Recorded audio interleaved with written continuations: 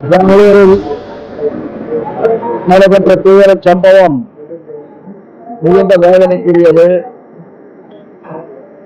விளையாட்டை விளையாட்டாக மட்டும்தான் பார்க்க வேண்டும் தவிர விளையாட்டில் வெற்றி தோல்விகள் என்பது தவிர்க்க இயலாதது. கட்டுப்பாடு இல்லாமல் போனதனுடைய விளைவு 10 இன்னுயிர்களை இழந்திருக்கின்றோம். எல்லா இடத்திலும் பொறுமை காப்பது அவசியம் என்பதை இந்த துயர நிகழ்வு நமக்கு உணர்த்துகிறது.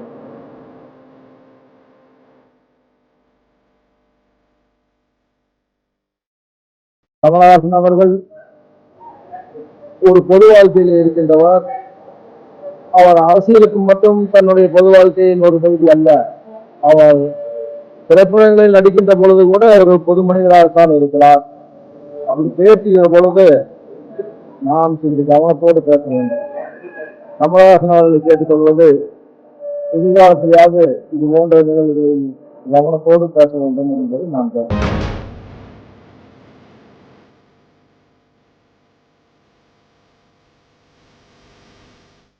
பெங்களூரில் நடைபெற்ற தீவிர சம்பவம் மிகுந்த வேதனைக்குரியது.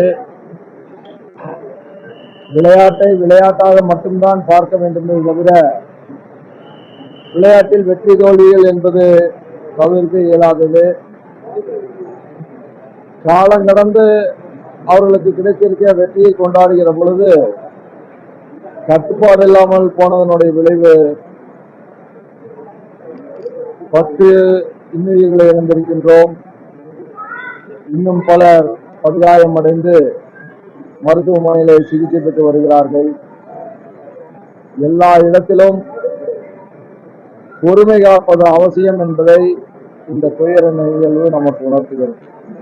இன்னைக்கு அணி நிர்வாகம் மீது வழக்கு பதிவு சட்டபூர்வமாக என்ன நடவடிக்கைகள் எடுக்க வேண்டுமோ அவை எடுக்கப்படத்தான வேண்டும். அரசு ஒரு துயர நிகழ்ச்சி நடந்த பின்பு எதிர்காலத்தில் இது போன்ற ஒரு துயர நிகழ்ச்சி நடக்காமல் இருப்பதற்குரிய சில நடவடிக்கைகளை அவர்கள் எடுத்துத்தானே ஆக வேண்டும். பாதுகாப்பு குறைபாடு காவல்துறையினர் அதிக அளவில் கண்ட்ரோல் பண்ணியிருந்தாங்கன்னா சரியா இருக்கும். ஆனால் அதை மீறி இன்னைக்கு அணி நிர்வாகத்தின் மீது வழக்கு பதிவு பண்ண எந்த வகையில் அந்த அப்படி இல்லை. அணி நிர்வாகம் தானே பாதுகாப்பு எவ்வளவு வேண்டும் என்று கேட்டிருக்க வேண்டும். அதே போல இந்த கமலஹாசனோட படத்தை கர்நாடகாவில்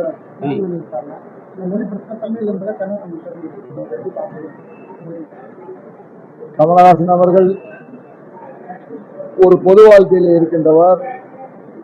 அவர் அரசியலுக்கு மட்டும் தன்னுடைய பொது வாழ்க்கையின் ஒரு பகுதி அல்ல. அவர் திரைப்படங்களில் நடிக்கின்ற பொழுது கூட ஒரு பொது மனிதராகத்தான் இருக்கிறார். அவர் பேசுகிற பொழுது நாம் சிறிது கவனத்தோடு பேச வேண்டும். நான் உங்களை பார்த்தே கேட்க விரும்புகிறேன். சமஸ்கிருதத்திலிருந்து தான் தமிழ் வந்தது என்று யாராவது சொன்னால் தமிழகம் கொந்தளிக்காதான். தேவையற்றவைகளை பேசுவதை பொது வாழ்க்கையில் இருப்பவர்கள் தவிர்க்க வேண்டும். யாருடைய மனதையும் புண்படுத்துகின்ற உரிமை பொது வாழ்க்கையில் இருப்பவர்களுக்கு கிடையாது. ஆகவே நாம் சற்று கவனத்தோடு பேச வேண்டும். நான் கமலஹாசன் அவர்களை கேட்டுக்கொள்வது, எதிர்காலத்திலேயாவது இது போன்ற நிகழ்வுகளில் கவனத்தோடு பேச வேண்டும் என்பதை நான் கேட்டுக்கொள்கிறேன். இது தேவையற்ற, ஏற்கனவே காவிரி நீர் பிரச்சனை இருந்து மாநிலங்களிடையில இருந்து வருகிற பொழுது தேவையற்ற கொந்தளிப்புகள் இருக்கிறது. அந்த கொந்தளிப்பு சிறிது ஆறி இருக்கின்ற நேரத்தில் இன்னொரு கொந்தளிப்பை இது உருவாக்கி இருக்கிறது. இதையெல்லாம் தவிர்க்கப்பட வேண்டும். பேசும்போது எந்த கால் வந்தாலும் தமிழகத்துல கால் தமிழ்நாடு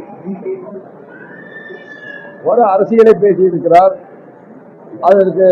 அதற்குரிய பதில் வேண்டும் என்றால் நீங்கள் அரசியல்வாதியாக இருக்கிறதெல்லாம் கேட்க வேண்டும். கவர்னர் இதற்கு என்ன பதில் சொல்ல வேண்டும்?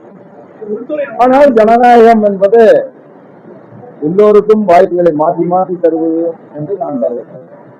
கன்னட படங்களான காந்தாரா, KGF இது போன்ற படங்கள் தமிழகத்துல வெளியாகி வெற்றி படமாக இருக்குது. அதுக்கு எந்த விதமான ஒரு குழுக்களை தமிழக அரசியல் கட்சிகள் யாரும் கொடுக்கல. அதே நேரத்தில் கமல் நடித்த சிங்கிளைஸ் படத்தை கர்நாடகாவில் ஒளிபரப்ப மறுக்கிறதுன்றது ஏற்க முடியாது அப்படின்னு சொல்லி ஒரு கருத்து சொன்னவர் கமலஹாசன்.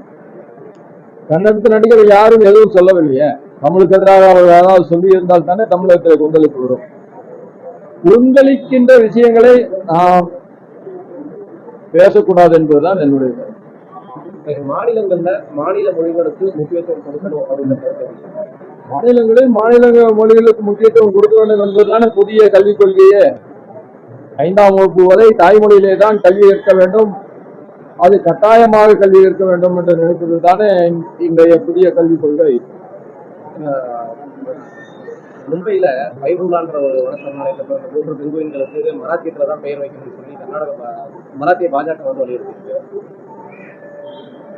நான் மீண்டும் சொல்கிறேன், ஒவ்வொரு மாநிலத்தினுடைய மொழி உணர்வுக்கு எல்லோரும் மதிப்பளித்துத்தான் ஆக வேண்டும். ஒவ்வொருவருக்கும் தாய்மொழி இருக்கிறது, அந்த தாய்மொழிக்கு அவர்கள் மதிப்பளிக்கிறார்கள். அதே நேரத்தில் மற்றவர்களுடைய தாய்மொழியை பழிக்கின்ற உரிமை நமக்கு கிடையாது. எப்படி நம்முடைய தாய்மொழியை பிறர் பழிக்க கூடாது என்று நாம் நினைக்கின்றோமோ, அதை போல பிறருடைய தாய்மொழியையும் பழிக்கின்ற உரிமை நமக்கு இல்லை. அதே நேரத்தில் தமிழை வந்து நசுக்கிறதுக்கு மத்திய அரசு வந்து எல்லா நடவடிக்கைகளையும் மேற்கொள்ளும் சொல்லி நான் முதலமைச்சர் அவர்களை பார்க்க ஒன்றிடம் கேட்க விரும்புகிறேன். நீங்களும் 10 ஆண்டு காலம் அதற்கு மேலும் மத்தியில் ஆட்சியில் இருந்தீர்கள். அப்பொழுதெல்லாம் என்ன தமிழுக்கு செய்திருக்கிறீர்கள், இப்பொழுது தமிழுக்கு எதிராக என்ன செய்து விட்டார்கள் என்பதை அவர் ஒரு வெள்ளை அறிக்கையாக தர வேண்டும் என்று கேட்கிறேன். தமிழக கல்வித்துறை வந்து அதோட பாதாளத்துக்கு நீங்க அண்ணாமலை இடத்துல தமிழக கல்வித்துறை எந்த அளவுக்கு இருக்குன்னு நீங்க பாருங்க. கல்வி தரம் இன்னும் உயர வேண்டும் என்பதில் அநேகமாக யாருக்கும் மாறுபட்ட கருத்து இருக்க முடியாது. நிறைய கல்வி நிலையங்கள் வந்திருக்கிறது, நிறைய பள்ளிகள் பெருகி இருக்கிறது. அந்த வகையில கல்வி பரவலாக்கப்பட்டிருக்கிறது. ஆனால் கல்வியினுடைய தரம் இன்னும் உயர வேண்டும். இன்னும் IAS பரீட்சையை கண்டு பயப்படுகின்றவர்களாக தமிழர்கள் இருக்கக்கூடாது. மாறாக எந்த ஒரு தேர்வாக இருந்தாலும் அதை தைரியத்தோடு எதிர்கொள்கின்ற அளவிற்கு நம்முடைய கல்வித்தரம் உயர வேண்டும் என்று நான் விரும்புகிறேன். IAS IPS தேர்வுகளில் வந்து தேர்ச்சி பெறக்கூடிய தமிழக மாணவர்கள் எண்ணிக்கை வந்து அது சில நேரங்களில் குறைகிறது, சில நேரங்களில் அதிகமாகிறது.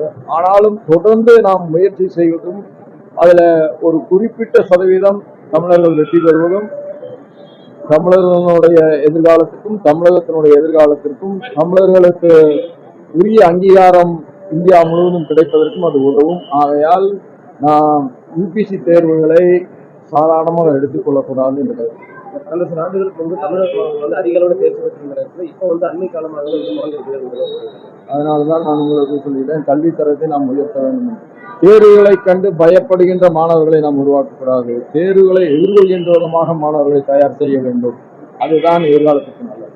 அவர்களுடைய திறனை அது அதிகரிக்கும்.